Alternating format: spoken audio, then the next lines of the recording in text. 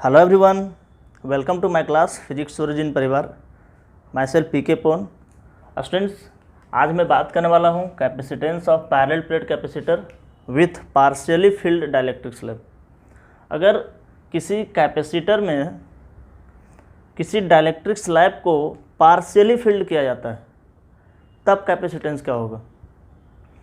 पिछले क्लास में मैंने बताया था कि किसी कैपेसिटर में अगर फुल्ली फिल्ड करते हैं डाइलेक्ट्रिक स्लैब को तो उसका कैपेसिटेंस के टाइम्स इंक्रीज कर जाता था। आज का टॉपिक है स्टूडेंट्स, ये आपका डाइलेक्ट्रिक स्लैब है और ये पार्शियली फिल्ड किया हुआ है। देखिए ये आपका गैप है, ये भी आपका गैप है और यहाँ पे एक डाइलेक्ट्रिक स्लैब है स्टूडेंट्स। तो इसके लिए हमको अगर डाइलेक्ट्रिक स्लैब इंट्रोड्यूस किया रहेगा पैरेलल प्लेट कैपेसिटर में तो देखिए हम कैसे कैपेसिटेंस निकालते हैं। स्टूडेंट्स, कैपेसिटर के इस प्लेट पे पॉजिटिव चार्ज है, इस प्लेट पे नेगेटिव चार्ज है। देखिए ये आपका प्लस क्यू चार्ज है, ये माइनस क्यू है और ये देखिए आपका डाइलेक्ट्रिक स्लैब है, इसका थिकनेस हम टी मानते हैं। और ये जो है पॉजिटिव प्लेस से एक्स डिस्टेंस पे रखा हुआ है।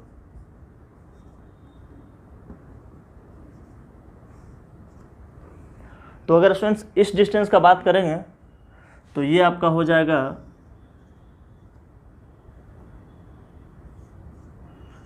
d minus x plus T. अब देखिए यहाँ पे ध्यान देना है, ये आपका डाइलेक्ट्रिक स्लैब है।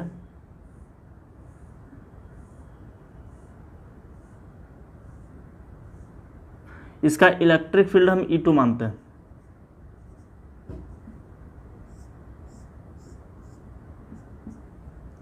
और ये आपका स्टूडेंट्स इसका इलेक्ट्रिक फील्ड E1 है इस रीजन का और इस रीजन का इलेक्ट्रिक फील्ड हम E3 मानते हैं।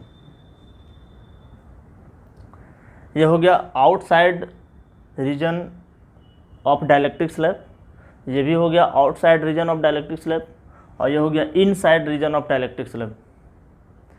तो ये देखिए स्टूडेंट्स, ये ध्यान देना है यहाँ पे, ये यहाँ पे जो इलेक्ट्रिक फील्ड है एयर और वैक्यूम है।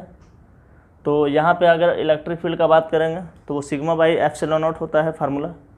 और यहाँ पर इलेक्ट्रिक फील्ड का अगर बात करेंगे तो वहाँ पे के से डिवाइड करना पड़ेगा, सिग्मा बाई के एप्सिलॉन नॉट। तो इसे समझना है स्टूडेंट्स, ध्यान देना है थोड़ा सा यहाँ पे। अब देखिए ये आपका कैपेसिटर में आपका दोनों प्लेट के बीच का डिस्टेंस हम डी मानते हैं और दोनों प्लेट्स के बीच पोटेंशियल डिफरेंस भी मान लेंगे यहाँ पे। तो यहाँ पे देखिए let d is equal to distance between two plates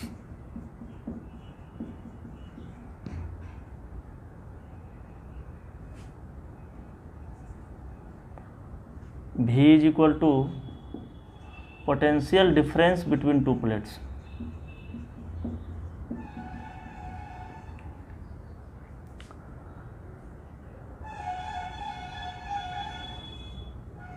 अब यहाँ पे समझना है स्टूडेंट्स,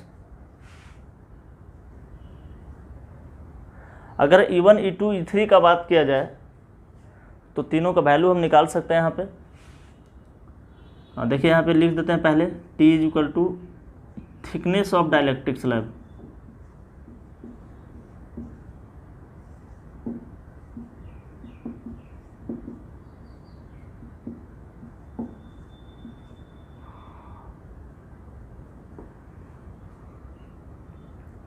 तो सिंस यहाँ पे स्टूडेंट्स E1 अगर बात करेंगे तो E1 हो जाएगा आपका सिग्मा बाई एप्सिलॉन नॉट होता है फार्मूला। जब एयर या एयर में रहता है, एयर का बात जब करते हैं तो एयर के लिए इलेक्ट्रिक फील्ड का फार्मूला होता है सिग्मा बाई एप्सिलॉन नॉट। ये आपका एक्सटर्नल इलेक्ट्रिक फील्ड है, ये आपका है आपका outside the dielectric slab electric field. तो यहाँ पे हो जाएगा आपका Q by A into epsilon not, because sigma का फार्मूला होता है क्यू बाई एरिया। अगर E2 का बात करेंगे तो ये हो जाएगा आपका सिग्मा बाई एप्सिलॉन नॉट, ये हो जाएगा आपका बाई यहाँ पे के से डिवाइड करना पड़ेगा स्टूडेंट्स, बिकॉज ये देखिए डाइलेक्ट्रिक का इनसाइड इलेक्ट्रिक फील्ड है। तो यहाँ पे ये आपका के डाइलेक्ट्रिक कांस्टेंट है।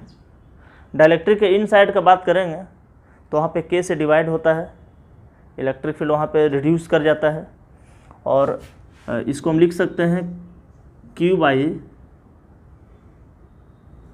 ए एप्सिलॉन नॉट इंटू के। अगर E3 का बात करते हैं, देखिए इस रीजन का इलेक्ट्रिक फील्ड का बात करते हैं तो ये हो जाएगा आपका E3 is equal to sigma by epsilon naught, और इसको लिख सकते हैं Q by a epsilon naught. तो यहाँ पे हमको तीनों इलेक्ट्रिक फील्ड निकल गया, इस रीजन का इलेक्ट्रिक फील्ड, इस रीजन का इलेक्ट्रिक फील्ड और इस रीजन का इलेक्ट्रिक फील्ड। यहाँ पे देखिए दोनों रीजन का इलेक्ट्रिक फील्ड सेम हुआ, E1 और E3 का, बिकॉज ये रीजन जो है आपका एयर और वैक्यूम का है और ये रीजन आपका डाइलेक्ट्रिक स्लैब का है, तो इसका रीजन में इलेक्ट्रिक फील्ड चेंज हो गया। अब स्टूडेंट्स हम यहाँ पे निकालना चाह रहे हैं कैपेसिटेंस ऑफ कैपेसिटर। कैपेसिटेंस कैसे निकालते हैं पार्शियली फील्ड डाइलेक्ट्रिक के लिए, तो देखिए यहाँ पे ध्यान दीजिएगा थोड़ा सा। स्टूडेंट्स बात अगर पोटेंशियल डिफरेंस का करते हैं, we know that V is equal to E into d. Formula होता है पोटेंशियल डिफरेंस का इलेक्ट्रिक फील्ड इंटू डिस्टेंस, ये where E is electric field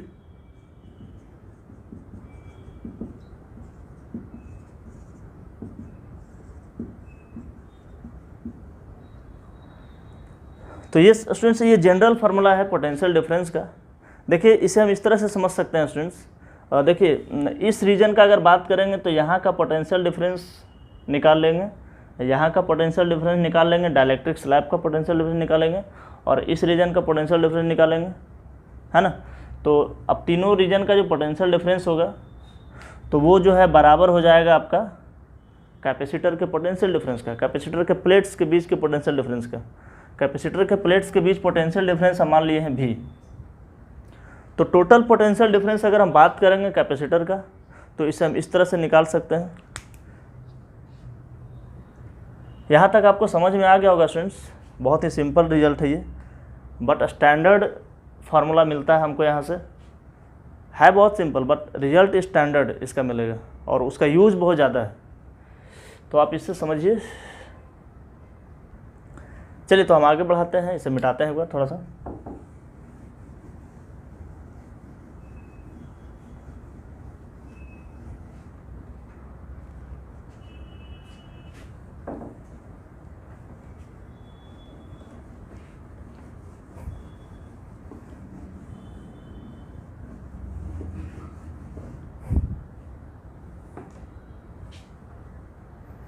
अब देखिए यहाँ पे थोड़ा सा ध्यान दीजिएगा,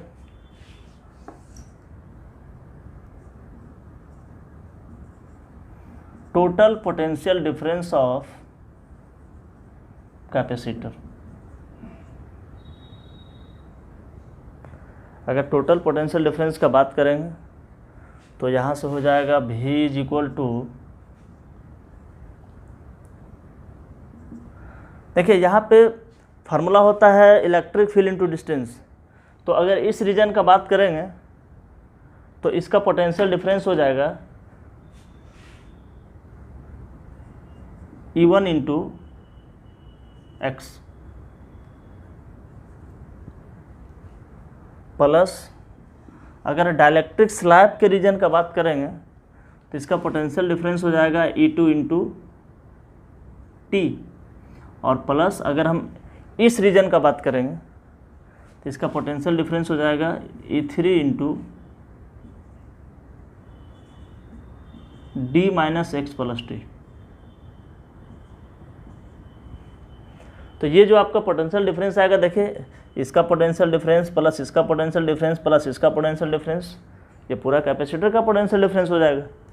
तो यहाँ से अगर हम V का वैल्यू निकालेंगे स्टूडेंट्स तो V इज इक्वल टू हो जाएगा, E1 का हमको वैल्यू पता है, E1 का वैल्यू होता है Q by a epsilon naught into x plus E2 का वैल्यू पता है, ये हो जाएगा Q by a epsilon naught into के इंटू टी, और प्लस E3 का वैल्यू भी पता है मुझे, Q by a epsilon not, ये आपका हो जाएगा D minus x minus T. तो अब देखिए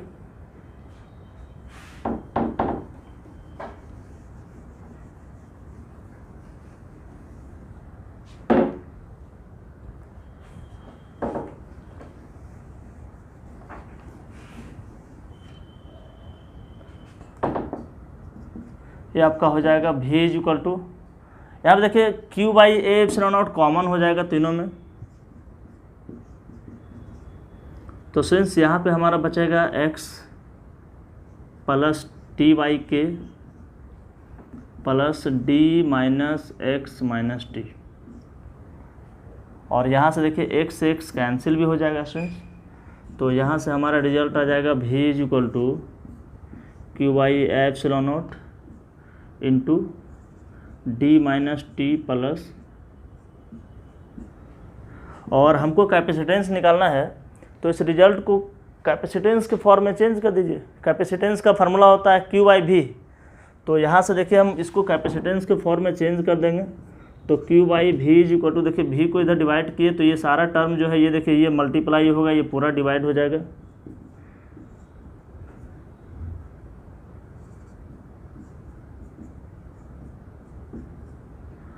तो यहाँ से स्टूडेंट्स हमको कैपेसिटेंस का रिजल्ट मिल गया। देखिए क्यू बाई वी आपका सी हो जाएगा, तो ये हो जाएगा आपका इप्सिलॉन नॉट ए बाई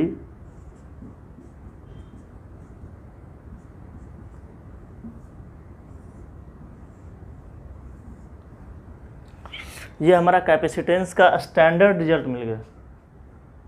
इस रिजल्ट्स का बहुत ज़्यादा यूज है न्यूमेरिकल्स बनाने में। डायलेक्ट्रिक्स का जो भी क्वेश्चन रहेगा पार्शियली फील्ड, तो इस फार्मूला से बन जाएगा। स्टूडेंट्स यहाँ पे आपका सी है capacitance of capacitor partially field के केस में, और आपका ए हो गया एरिया ऑफ ईच प्लेट, और आपका डी हो गया distance between the plates, T हो गया थिकनेस ऑफ डाइलेक्ट्रिक, एंड के हो गया डाइलेक्ट्रिक कांस्टेंट। देखिए यहाँ पे आपका के है डाइलेक्ट्रिक कांस्टेंट,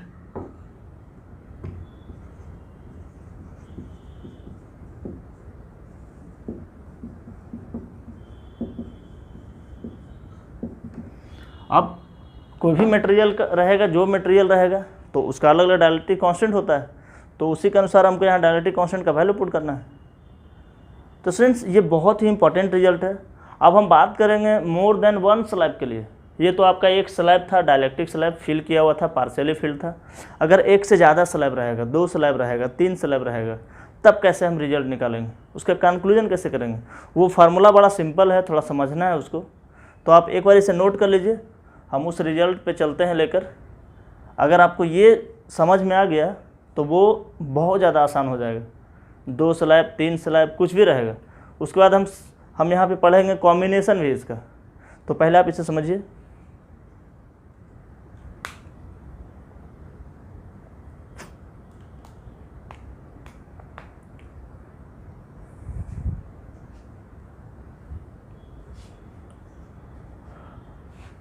स्टूडेंट्स तो अब इसे मिटाते हैं हम, और यहाँ पर हम बात करेंगे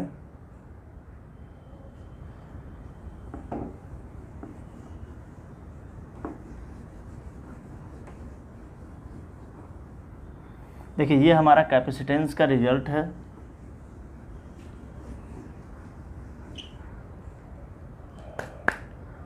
देखिए यहाँ पे बात करते हैं for more than one slab.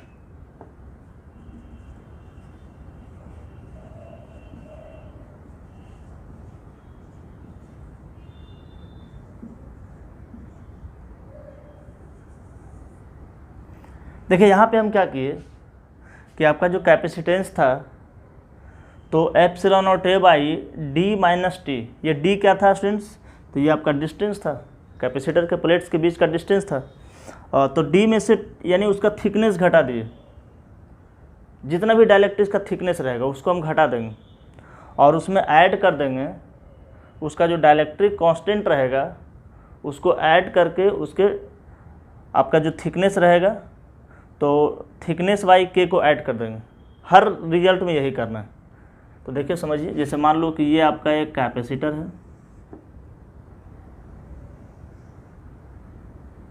है ना, ये आपका पॉजिटिव प्लेट है और ये आपका नेगेटिव प्लेट है, और यहाँ पे देखिए बहुत सारा स्लैब फिल किया हुआ है। जैसे हम यहाँ पे 3 स्लैब दिखाते हैं। ये पहला स्लैब है, ये सेकेंड स्लैब है, और ये आपका थर्ड स्लैब है।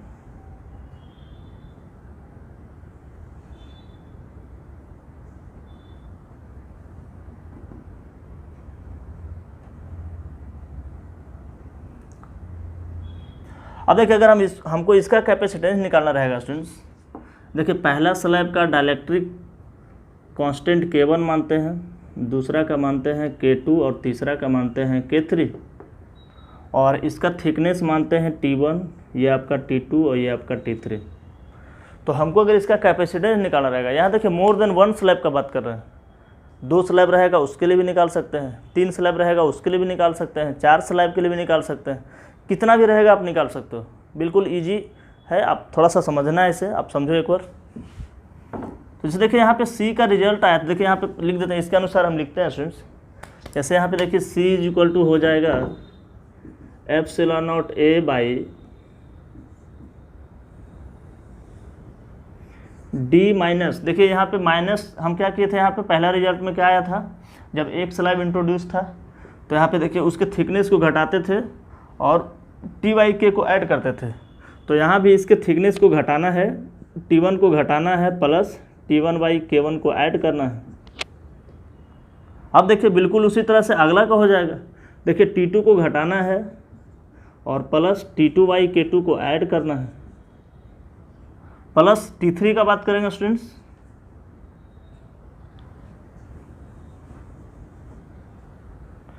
देखिए अगर हम T3 का बात करते हैं तो यहाँ पे माइनस T3 को घटाना है प्लस T3/K3 को ऐड करना है, ये आपका कैपेसिटेंस हो जाएगा। अगर 3 स्लैब रहेगा तो ये कैपेसिटेंस का फार्मूला होगा। तो ये रिजल्ट बहुत ही इंपॉर्टेंट रिजल्ट है। आगे के केस में हम देखने वाले हैं, अगर इसको ग्रुपिंग में करते हैं तब कैसे कैसे रिजल्ट निकलता है। तो ये रिजल्ट स्टूडेंट्स आपको ध्यान में रखना है, ये आप समझ सकते हैं, याद करना भी नहीं है, इसे रटना नहीं है, इसे आप समझिए। इस तरह का रिजल्ट होता है।